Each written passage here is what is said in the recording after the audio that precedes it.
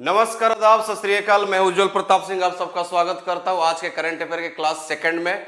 जल्दी से आप सभी एक बार जुड़ जाएंगे। Om Prakash, Gautam Prasad, Sudeep Banerjee, good evening, good morning sorry, good morning, good morning आप लोगों को भी सुबह सुबह इतना जल्दी जगने के लिए। मैं तो इतना जल्दी जग नहीं पाता, आज पहली बार। एक्चुअली मैं सोया ही नहीं है, रात भर मैं सोया ही नहीं क्लास लेने के चक्कर में जो है, और बहुत मेहनत करके बहुत सारी अच्छी चीज़ों का कलेक्शन मैं लेकर के आया हूँ सभी के सामने। तो एक बार सेशन को शेयर कर देंगे, जुड़ जाएंगे। मैं स्वागत करता हूँ उज्जवल प्रताप सिंह आप सभी का इस ऑनलाइन स्टडी प्लेटफॉर्म विवांता के मंच पे।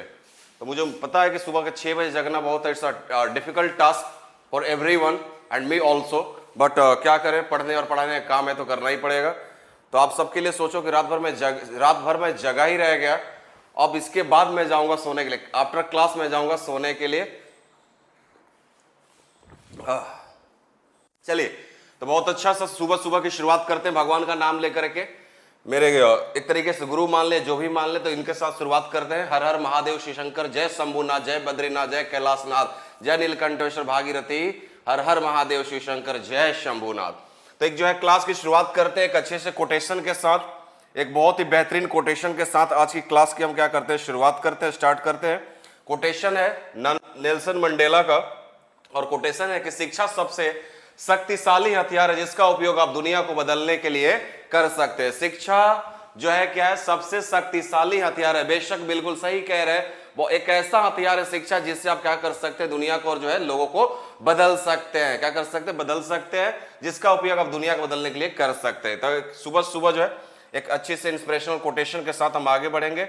और रही थोड़ी सी ब्रेकिंग न्यूज, एक ब्रेकिंग न्यूज कि बांग्लादेश ने भारत को 10,000 रेमडेसिविर वैक्सीन गिफ्ट किया। बांग्लादेश की राजधानी कहां है, ढाका। बांग्लादेश की राजधानी कहां पे, ढाका। और इसने क्या किया है कि 10,000 जो रेमडेसिविर वैक्सीन है, मैं थोड़ा पेन चेंज कर लेता हूं, रेमडेसिविर वैक्सीन जो है गिफ्ट किया है। ये वैक्सीन है किस तरीके के लिए, तो कोरोना से लड़ने में क्या करता है, एंटीबॉडी जनरेट करता है आपके अंदर। क्या करता है, एंटीबॉडी जनरेट करता है मेरे दोस्तों। और बांग्लादेश ने गिफ्ट किया हमारे कितना, 10,000। बता दूं कि बांग्लादेश में सबसे बड़ी जो फार्मास्यूटिकल कंपनी है, ध्यान से लिखना, जिसने गिफ्ट किया है, बांग्लादेश की सबसे बड़ी फार्मास्यूटिकल कंपनी, जिसका नाम क्या है, वैक्सीमको।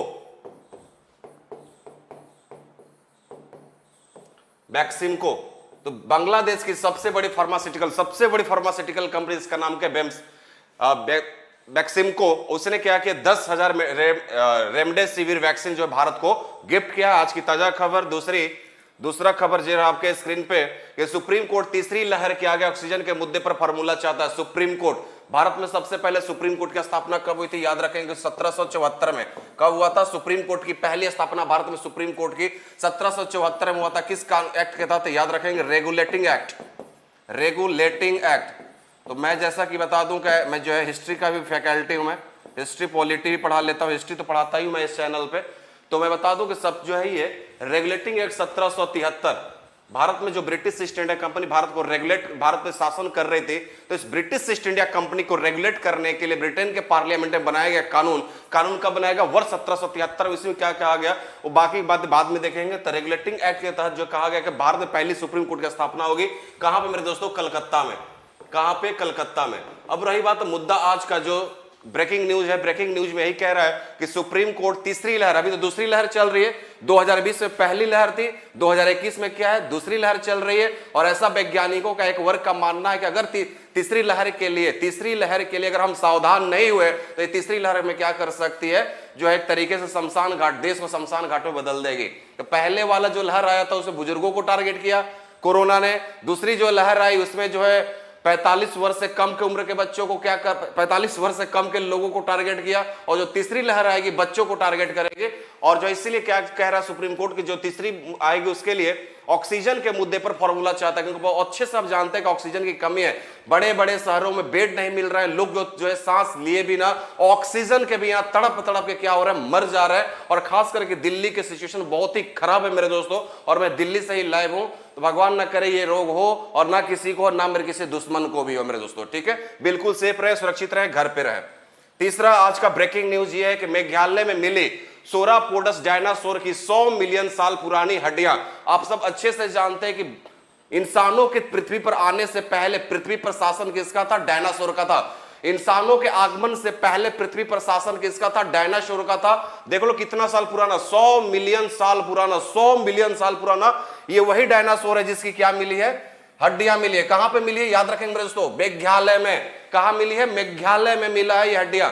ठीक है, कहां पे मिली है? मेघालय मिली है। और इसका नाम क्या है? सोरापोडस डायनासोर। क्या लिखेंगे? सोरापोडस डायनासोर लिखेंगे। इसकी जो गर्दन देख रहे हो ना, इसकी गर्दन देख रहे हो, बहुत ही लंबी, ऊंट की तरह, ऊंट से भी ज्यादा इसकी लंबी क्या है बेटा? इसकी गर्दन है भयंकर। और इस प्रकार की प्रजाति को सोरापोडस डायनासोर कहा जाता है। तो मनुष्य के आगमन से पहले पृथ्वी पर शासन डायनासोर का था। और भिन्न भिन्न प्रकार के डायनासोर हुआ करते थे। कुछ डायनासोर शाकाहारी भी थे और कुछ डायनासोर मांसाहारी भी थे मेरे दोस्तों। तो जो शाकाहारी थे वो तो चलो इंसानों के लिए क्या थे? खतरा नहीं थे। लेकिन जो मांसाहारी थे वो इंसानों के लिए बेहद खतरा थे। तो जब तक पृथ्वी से डायनासोर नहीं जाते तब तक इंसानों का आगमन जो है पृथ्वी पर नहीं होता। तो आपने एक पढ़ा होगा, सिद्धांत शायद पढ़ा होगा या नहीं पढ़ा होगा, कि किस तरीके से एक उल्का पिंड आता है 40 किलोमीटर लंबी, 40 किलोमीटर लंबी एक उल्का पिंड जो है अंतरिक्ष यात्रा पृथ्वी पर टकरा जाता है। पृथ्वी पर जब ये उल्का पिंड टकराता है जो 40 किलोमीटर लंबी थी, इससे क्या होता है? उष्मा हीट निकलता है। और इस हीट को, इस उष्मा को डायनासोर बर्दाश्त नहीं कर पाते। और इस पृथ्वी पर जो भी 25 किलो से कम के जो प्रजाति थे वो सब सिर्फ बच जाते। और जो 25 किलो से ज्यादा थे वेट में, वो सब जो है इस उल्का पिंड के जो उष्मा टकराने से जो उष्मा निकली थी सब मर जाते हैं। डायनासोर अब देख रहे हो इतने बड़े बड़े 25 किलो से ज्यादा ही होंगे, ये सब क्या हो जाते हैं? डेथ हो जाते हैं। और उसके बाद धीरे धीरे क्या होता है? बंदरों से हम इंसान बनकर पृथ्वी पर जो है शासन करना शुरू करते हैं। ठीक है,